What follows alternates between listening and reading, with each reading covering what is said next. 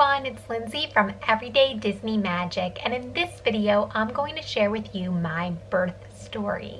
So if you are not interested in these types of videos, please feel free to click out and we will be having lots more Disney content in the future.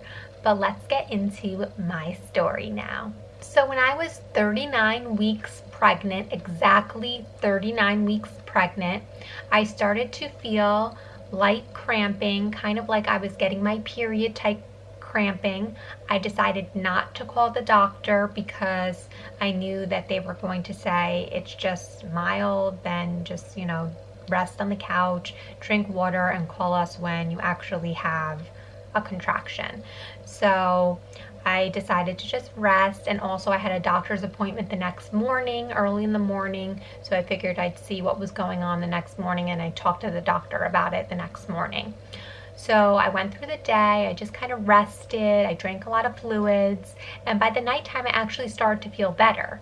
And then I took a shower, and after that I got into bed, and David got into bed, my husband, and we watched a movie together. And the movie had just finished, so we were able to watch the movie completely, and we were about to put on the timer for the TV because we always leave the TV on when we go to sleep, and all of a sudden I felt a gush of water. And I looked over at David and I said, my water broke, and I started to cry a little bit because I guess I just was nervous. I was like, oh my god, it's actually happening, my water's breaking. And I felt like it was getting everywhere too. And he's like, are you sure your water broke? Are you sure you didn't just pee yourself? And I was like, no, my water broke. My water broke. I can feel the water gushing out of me. It was a very weird feeling. I also, right before it broke, I heard a pop sound. So it went pop, and then my water broke. And right when that happened, okay, David was like, okay, so let's call the doctor and then, see where we're going to go from there. So I called the doctor. The doctor says, come in, of course, because once your water breaks, you need to have the baby within a certain period of time for the baby's safety. So we get everything together. We already had everything packed and ready to go. So we just put everything in the car and we started driving to the hospital. As soon as we were driving to the hospital, and this was 10 o'clock at night when my water broke. But when we were driving to the hospital, I started to get contractions. And at first, before I ever had a contraction, I thought, well, how am I supposed to know when I have a contraction? Well, you know when you have a contraction. It was the most painful thing I've ever experienced in my entire life. It was so painful. Every contraction I had was so painful. In the car, it wasn't that bad. They started happening, I was timing them, they started happening every 3 minutes in the car. So I started to get nervous. I was like, oh my god, they're happening every 3 minutes. This is happening so quickly. I don't even know what to do. I thought normally it happens every 5 minutes, every 7 minutes. But they were happening every 3 minutes, my contractions in the car. And at that point, I was able to breathe. I was able to breathe through them. I was staying calm. I took classes before, so I was trying to use my breathing strategies, and I was just staying calm even though they were very painful. Then we got to the hospital, and I went up, and David had to park the car, so he came up a little bit later, and I wasn't put into my own room yet because apparently there were a lot of people having babies that night. So I was put into a temporary waiting area, and my contractions started to get closer together and stronger, and I've never felt pain like that in my entire life. I was timing them, and every minute and a half I would get another contraction. So I'd get a contraction, a minute and a half later I'd get another contraction, and the contraction would last a minute. So I would basically have 30 seconds to recover, and go through the next contraction. And that was the hardest part, was that I had no recovery time in between, so I couldn't breathe. I felt like I was unable to breathe, so I actually started to scream throughout the hospital. I'm sure everyone heard me, because so I was the lady who is screaming in the hospital because I'm in so much pain. So I was screaming, like literally screaming. It was just so painful, and it was the only strategy that I was able to get through it, because I didn't know how to get through it. I thought, oh my God, I'm not gonna be able to do this. I was like, I can't do this. I can't. And like I was screaming, and I said, when can I get the epidural, because this is so painful. I can't do this for much longer. I'm in so much pain. I didn't say that. I was just like screaming that to the lady. And I was screaming, and she was like, okay, well, we're gonna get it in 45 minutes. And I was like, oh my God, 45 minutes. I'm not gonna be able to survive 45 minutes. That's crazy.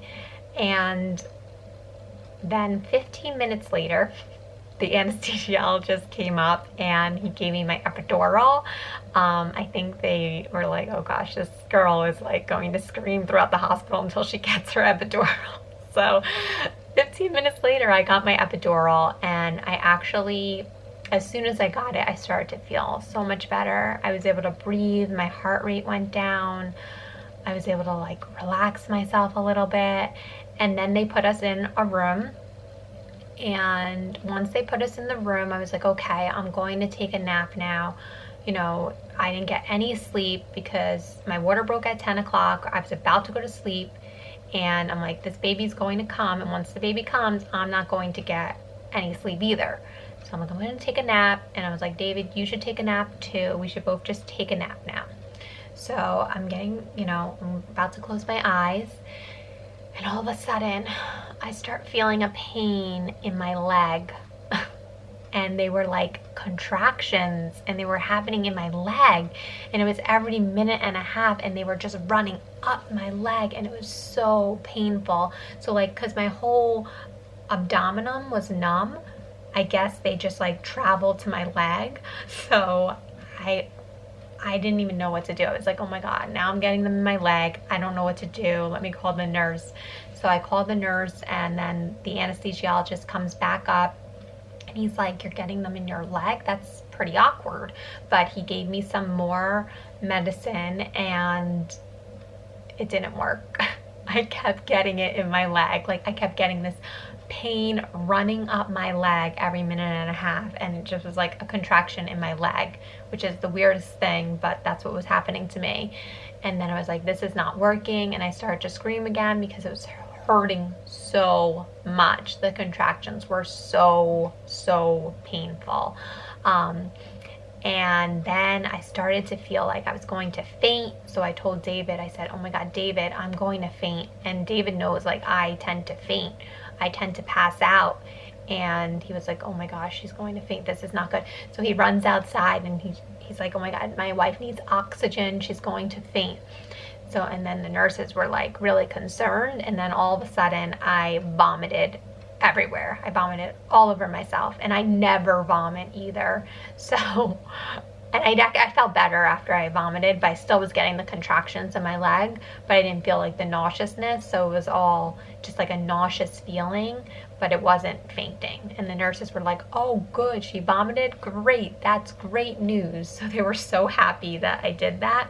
And meanwhile, I was like so nervous. I was like, oh my God, you vomited everywhere, I'm so sorry. And the nurses were so nice. They're like, don't worry about it, it's fine. They had to clean me all up because I couldn't move, because I had this epidural, so I couldn't even move my legs or anything. So they had to like roll me over and then roll me back on the bed.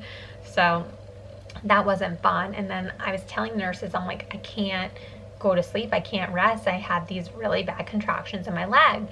And then the nurses said, okay, hold on, we're gonna get someone to check to see how dilated you are.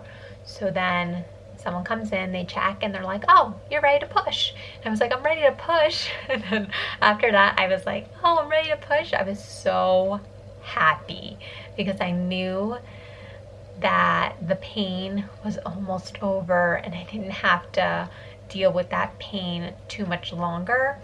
So within 30 minutes, the doctor came and I was pushing. And I basically pushed 6 times. And Isabella came out, and that was it. And then the contractions completely stopped. So it was funny because the epidural is supposed to, prevent you from feeling things, and that's one of the things that makes some people nervous about getting one. But for me, it didn't prevent me from feeling it. I felt it. Even with the epidural, I felt the pain because it was in my leg instead of in my stomach region. I was able to know when to push because I could feel when the contractions were happening. So I pushed 6 times, and that was it. And that was not painful at all. That was easy for me compared to all the pain that I was experiencing prior to. And at 4:12 a.m., Isabella was born. So my labor was a total of 6 hours from around 10 p.m. to 4 a.m. So when she came out, I just felt so happy and relieved that pain was over and that I had my beautiful baby girl in my arms. Because they immediately did skin to skin, but it was funny, as soon as she came out, she pooped on me. So I vomited on myself, and then Isabella pooped on me, so that was fun.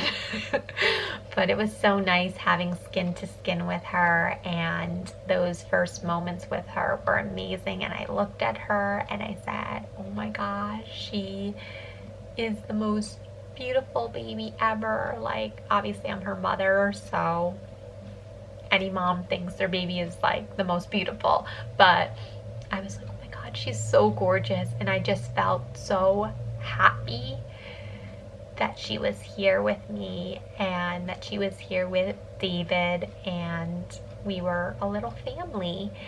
And afterwards, the pain pretty much went away, and I had the epidural still in me, so I wasn't really feeling any of the other pains afterwards because there was so much medicine numbing me, so I didn't feel any afterwards pain until the epidural wore off. And then once the epidural wore off, it was pretty painful afterwards for a while. I'd say it took me around 6 weeks to fully recover from birth.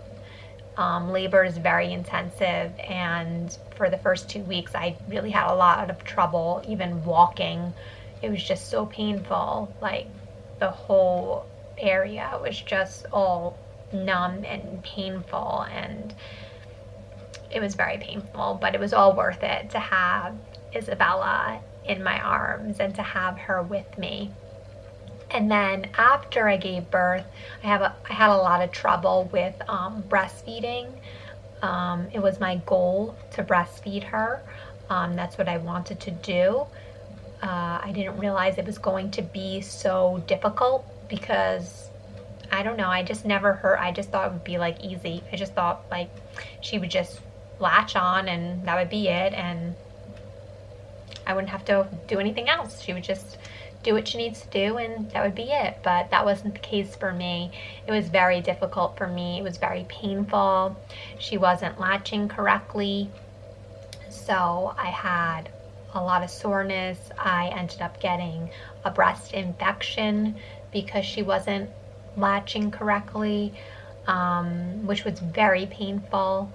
Throughout it though, I did not give her any formula. I'm not against formula though. I think that a fed baby is best, but I didn't. I tried to persevere and I just went through the pain. I went to lactation consultants. The lactation consultants in the hospital were not that great.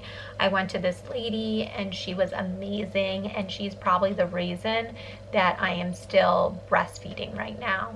Without her help, I probably wouldn't be breastfeeding because it was so painful and I didn't know what I was doing and I didn't know how to do it, and I was nervous too because it was so painful. And every time I went to feed her, I just didn't want to do it because I was in so much pain.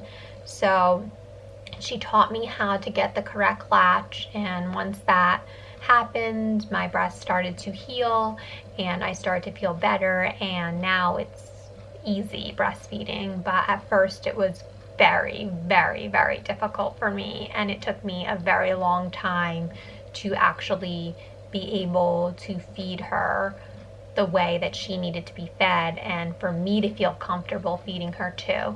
So I actually learned to use my pump, and I learned to empty my breast that way so that she would be able to get what she needed. And I did that for a while until she learned the correct latch and until my breast could heal.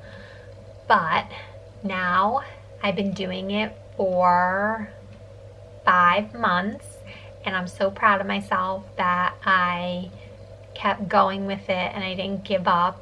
And I went and I seeked out help, because you really need to seek out help if it's not working, because lactation consultants are amazing and they can help you a lot if that's what you want to do, if that's your goal. So that is my birth story. I honestly didn't think that contractions would be as painful as they were, but they were so painful, and I honestly didn't think that the recovery would be as hard as it was, but it was very difficult in the first couple of weeks afterwards. But I am so grateful that I had David to help me out and to be there for me, and I had family members helping me out as well, which helped me tremendously get through that first period of time. But now we're all settled in, and it's so much fun watching Isabella grow. I'm so happy to be a mommy, and I'm so grateful that God has given me the gift of a child, because she is just the best thing that's ever happened to me, ever. Best thing that's ever happened to me. But if you want to share your birth story below, please feel free to. I would love to hear your story, because everyone's story is unique and everyone's story is different. And I know I love hearing other people's birth stories. That's why I decided to do a video on it. And I also wanted to remember in the future for myself, I wanted to remember the story as well. I wanted to remember what happened. So I figured we can watch this, Isabella can watch this and know what her story was as well. But let me know what your birth story was in the comments below. I would love to hear how your birth went, or how your births went, because even every birth is different. So it's interesting to hear everyone's story. And if you like this video, please be sure to subscribe, give me a thumbs up, and comment below, because I love to hear from you guys. And remember, make every day magical. Thanks so much for watching, guys. And here she is, Isabella. This is my baby, my princess, right, Isabella? Your little princess. Mwah.